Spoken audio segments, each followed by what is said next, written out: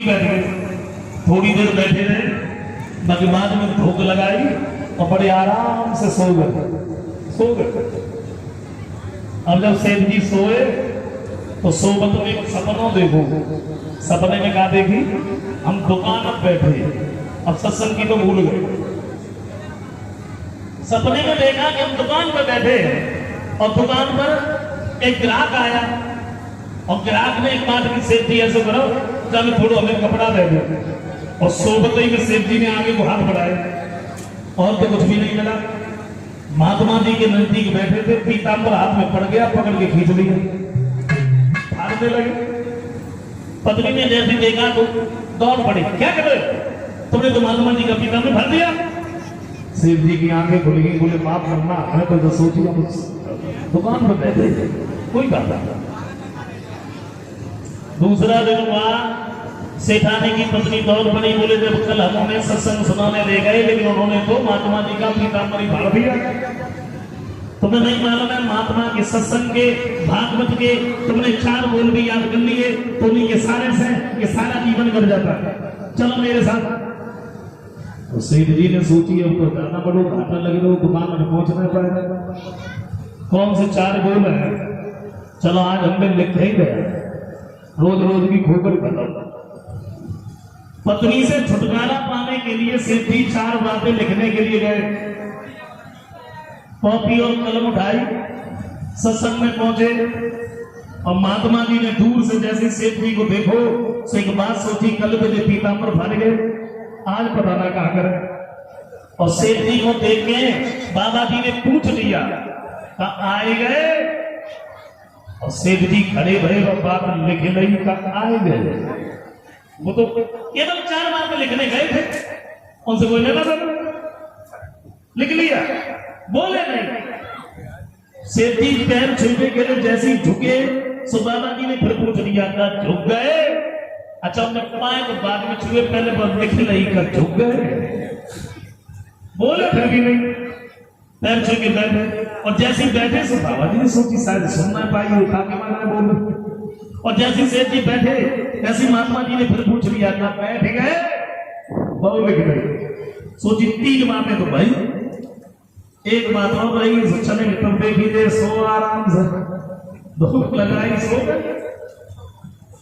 सत्संग महात्मा जी ने विराम लगाई, सत्संग में सेठानी ने जगाया और जैसे सेठ जी उठ के चले, बाबा के पैर छू के जैसे चले तो बाबा जी ने सोची शायद 2-3 बार अब ना बोले, अब कुछ बोले। तो महात्मा जी ने फिर पूछ लिया, चल रहे? बस यही 4 बात, आए गए, झुक गए, बैठ गए, चल रहे। अच्छा सेठ जी बातें वहीं से याद करोगे। घर पे पहुंचे और जब घर पे पहुंचे तो बेचारे अच्छा नहीं दौड़ाना, कोई बात ही याद करता रहा, उससे बात करे तो बेचारे बातें। अच्छा सो जाए, सोबत में सपनों देखे तो बेचारे बातें। सेठानी बड़ी परेशान,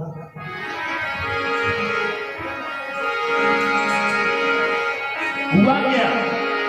चलते फिरते सोते जगते और अब सेठियों नहीं में खोए गए और सेठानी मन में सोच रही मेरे सेठ जी पागल हुए।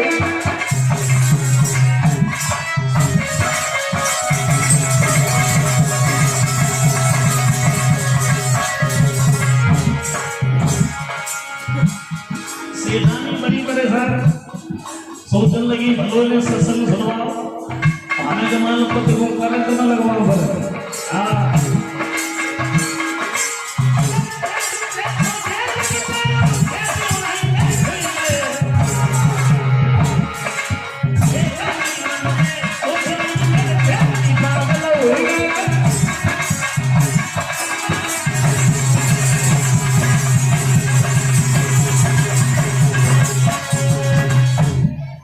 बड़ी परेशान। अब देखो बताने हम ये जा रहे हैं कि महात्मा के सत्संग के भागवत के 4 बोल ही काफी होते हैं, तो वो बताने जा रहे हैं।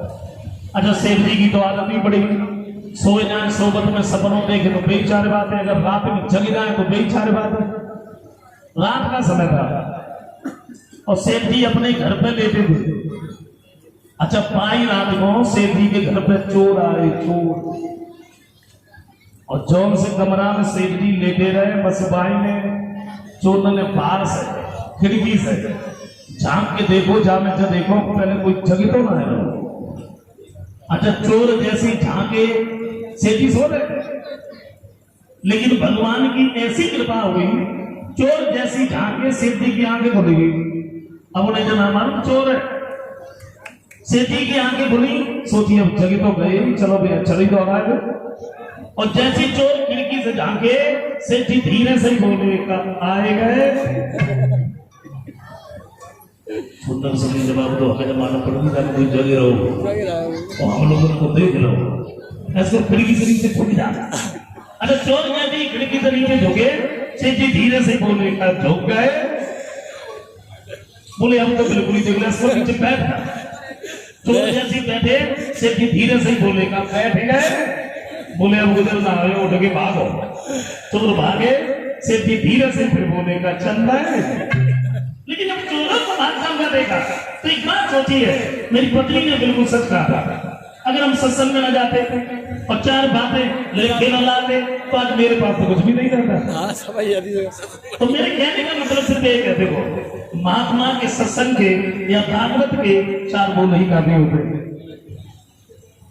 कथा को कभी मनोरंजन के तौर पर श्रवण नहीं करनी चाहिए, लेकिन अब करें क्या, अब तो भागवत ही मनोरंजन का साधन बन गई। हाँ, एक बात सोची, घर पर समय ना करो, चलो भागवत नहीं बैठे।